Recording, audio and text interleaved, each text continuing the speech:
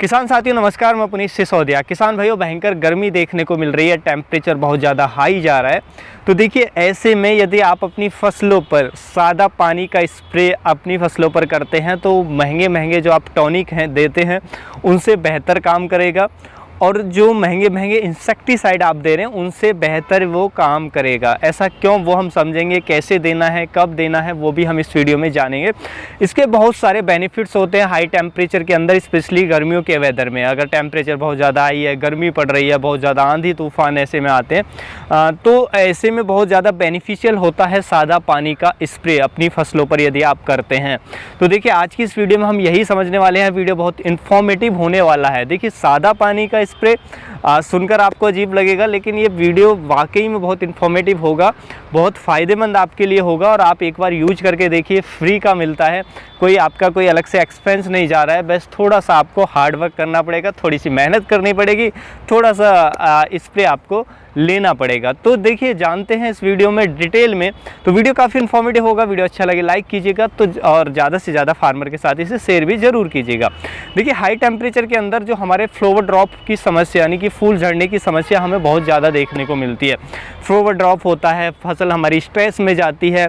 टमाटर की फसल के अंदर यदि आप स्पेशली देखेंगे तो पत्तियां जो हैं वो ऊपर की तरफ मुड़ जाती है, यानी कि पत्तियों में कर्लीपन आ जाता है। और जब पत्तियां मुड़ जाएंगी तो वहाँ पे फोटोसिंथेसिस नहीं होगा। पहला तो फोटोसिंथेसिस नहीं होगा, यानी कि प्रकाश संश्लेषण नहीं होगा प्लांट के अंदर। पत्तियां मुड़ जाती हैं, प्लांट स्ट्रेस में चला जाता है, तो फोटोसिंथेसिस नहीं होगा। पौधा प्रॉपर फूड यानी कि भोजन नहीं बना पाएगा। पौधा प्रॉपर भोजन नहीं बना पाएगा तो फिर क्या है कि पौधे की ग्रोथ अच्छे से नहीं आएगी। पहली चीज़ की ग्रोथ नहीं आएगी, फ्लावर ड्रॉप हमें देखने को मिलेगा। उसके साथ साथ देखिए, जब पत्तियां मुड़ जाती हैं तो जो हमारा फ्रूट होता है वो भी एक्सपोज हो जाता है। फ्रूट आपका राइपनिंग पर है और उस पर सनलाइट डायरेक्ट पड़ता है तो फ्रूट भी हमारा वो जल्दी मतलब जो उसकी होल्डिंग कैपेसिटी है वो जल्दी कम हो जाती है, यानी कि वो ज़्यादा दिन तक नहीं टिक पाता है। वो हमारा जो टमाटो है उसका जो फर्मनेस है वो लूज हो जाता है, वो टाइट नहीं रह पाता है, तो वो भी हमें नुकसान देखने को मिलता है। तो और भी बहुत सभी फसलों में ये हमें देखने को मिलता है। और उसके साथ साथ हाई टेम्परेचर में आप जानते हैं, मैंने जैसे आपको पहली वीडियो में भी बताया कि हमारी फसलों पर सकिंग पेस्ट का अटैक ज़्यादा बढ़ जाता है। थ्रिप्स बहुत ज़्यादा अटैक करेगा हाई टेम्परेचर और के अंदर, यानी कि हॉट एंड ड्राई वेदर के अंदर बहुत तेज़ी से मल्टीप्लाई होता है और बहुत तेज़ी से अटैक करता है प्लांट पे थ्रिप्स। और देखिए, फिर इसको कंट्रोल करना मुश्किल हो जाता है, क्योंकि एक तो इसके फेवरेबल जो टेम्परेचर है वो हो जाता है। दूसरा, जो इंसेक्टिसाइड होते हैं, बहुत सारे इंसेक्टिसाइड हैं जो हाई टेम्परेचर में उनके रिजल्ट डाउन हो जाते हैं। तो एक तो इंसेक्टिसाइड के रिजल्ट डाउन हो जाएंगे और कम समय तक ही वो काम कर पाएगा, और दूसरा जो हमारा थ्रिप्स है वो स्ट्रॉन्ग हो जाएगा, तो इसलिए इसको कंट्रोल करना मुश्किल हो जाता है। इसी तरीके से वाइट फ्लाई को कंट्रोल करना मुश्किल हो जाता है। हॉट एंड ड्राई वेदर को वो भी पसंद करती है, तो ये समस्या हमें देखने को मिलती है। सकिंग पेस्ट का खतरा भी बढ़ जाता है, रेड माइट का आपको अटैक ज़्यादा देखने को मिलेगा। तो ये सब समस्याएं। उसके साथ साथ देखिए, अभी क्या है कि हॉट एंड ड्राई वेदर में जब आंधी वगैरह चलती हैं ज़्यादा तो हमारे पत्तियों पर डस्ट जमा हो जाती है, यानी कि धूल जमा हो जाती है। आप देखेंगे फसलों पे बहुत ज़्यादा डस्ट रहती है पत्तियों पर। अब पत्तियों पर डस्ट होने के कारण भी जो फोटोसिंथेसिस है वो कम हो जाता है, क्योंकि सनलाइट प्रॉपर नहीं मिल पाता है, या स्टोमेटा जो है वो ब्लॉक हो जाते हैं। तो उससे भी जो प्लांट है वो हमारा स्ट्रेस में जाता है, प्लांट अच्छा नहीं लगता है क्रॉप, और उसमें भी फोटोसिंथेसिस कम होने के कारण भी पौधे की ग्रोथ प्रॉपर नहीं आ पाती है।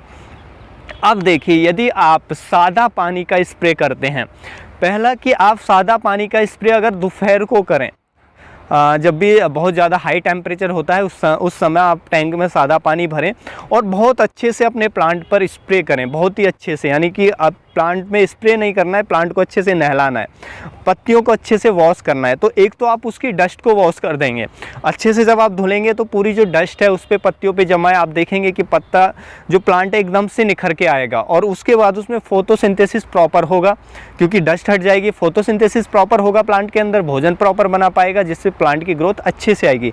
दूसरा, क्योंकि जब हम आफ्टरनून में स्प्रे करेंगे तो एक तो ह्यूमिडिटी इंक्रीज हो रही है, पत्तियों पर हम डायरेक्ट पानी का छिड़काव कर रहे हैं, तो इससे जो एवोप्रेशन है वो कम हो जाता है, यानी कि प्लांट का जो पानी अंदर का एवोप्रेट हो रहा था वो नहीं होएगा, हो पाएगा, जिससे प्लांट स्ट्रेस में नहीं जाएगा और हमारी फसल जो पत्तियां मुड़ रही हैं वो भी समस्या आपको टमाटर के अंदर नहीं देखने को मिलेंगी, पत्तियां हेल्दी देखने को मिलेंगी, पौधा हेल्दी देखने को मिलेगा। तो जो हाई टेम्परेचर का स्ट्रेस है उससे हम अपने प्लांट को बचा पाएंगे। उसके साथ साथ देखिए जब हम स्प्रे करते हैं दोपहर में तो ह्यूमिडिटी इंक्रीज होती है, तो उससे जो थ्रिप्स है, जो सकिंग पेस्ट है, उनकी ग्रोथ भी स्लो हो जाती है, यानी कि वो भी उतनी तेज़ी से नहीं बढ़ पाते हैं। देखिए यदि हाई टेम्परेचर के अंदर, गर्मियों के अंदर आप जो हमारा फॉगर सिस्टम है आप उसको लगा सकते हैं, यानी कि जो वर्षा विधि द्वारा सिंचाई हम करते हैं यदि वो अपनी फसल में यूज कर लें हाई टेम्परेचर के अंदर तो बहुत बेनिफिशियल होगा। प्लांट स्ट्रेस में नहीं जाएगा, आपके थ्रिप्स आपका कंट्रोल में रहेंगे, जो स्पेशली सकिंग पेस्ट है वो कंट्रोल में रहेंगे, तो बहुत बेनिफिट्स होता है। यदि वो कर सकते हैं तो करें, वरना 2 दिन में और डेली भी अगर ज़्यादा टेम्परेचर आ रहा है तो डेली भी आप देखिए एक बार तो अच्छे से वॉश कर दें अपनी पत्तियों को अच्छे से कि उसकी मिट्टी धुल जाए। उसके बाद आप ऐसे ही दोपहर को स्प्रे ले सकते हैं, अगर आपको जब भी टाइम मिलता है, ज़्यादा टेम्परेचर है, पत्तियों पर ऐसे ही स्प्रे कर दें तो बहुत बेनिफिशियल होगा।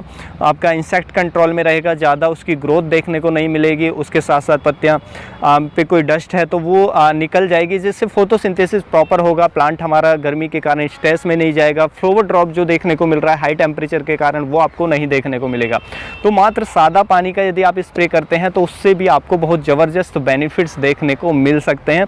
कोई खर्चा नहीं होगा, लेकिन हाँ थोड़ा सा आपको मेहनत करना पड़ेगा, थोड़ा सा गर्मी में भी आपको हो सकता है थोड़ा बाहर निकलना पड़े, तो वो बहुत बेनिफिशियल होता है हमारे प्लांट के लिए।